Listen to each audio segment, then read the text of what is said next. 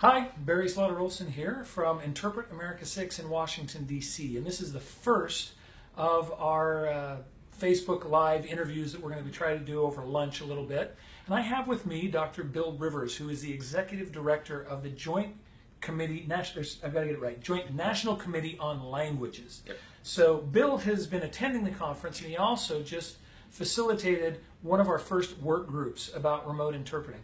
But first off, Bill, tell us about JNCL and why interpreters should care about it existing. So JNCL, the Joint National Committee for Languages, we're America's language lobby. Our job is to represent the language world, the language enterprise, to Washington, D.C., Congress, the executive branch, to get support for research, development, training, for regulations around the language industry, and overall to help raise the image of language in the United States as a professional service. Yeah, well, that's why we at Interpret America are members of JNCL. Thank you. We're very happy for that. Yeah, and it's a great organization. So, Bill, tell us a little bit about how your first work group went. You were in the one of the work groups focusing on the profession-wide issues, right? Right. We had an interesting mix. We had individual practitioners, we had technology companies, we had more general language service companies, broad range of experience. And you know, when you step back and you look at technology, it's really clear that the technology is here.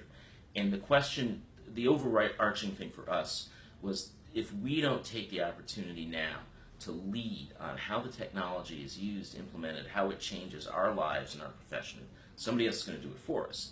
And then the opposite of that is it's a tremendous opportunity. Technology is sexy, right? C-level people, they're humans. We're all magpies. We like bright, shiny new things. That technology is an entree into areas of medical systems, court systems, major corporations that we wouldn't necessarily get to through the day-to-day of regular contracting and language services. Yeah.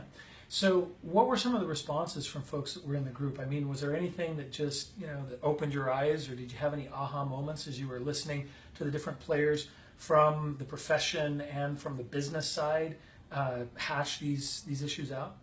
Well, I think one of the things that really stood out is we're so differentiated as an enterprise, as an industry. There are a lot of really small verticals, and there's a reason for that, because you might have different technical domains, different contexts, medical, legal, etc., different national and state contexts, and that's going to be a challenge for technology going forward. How to operate across as many as possible, and how to indicate to the market where it's appropriate, what kinds of technology should be used for what types of interpreting. And that's something we're going to have to do a lot of thinking on. All right.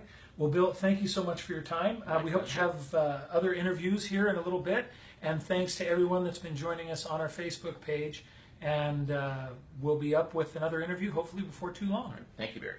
Thank you, Bill. All right.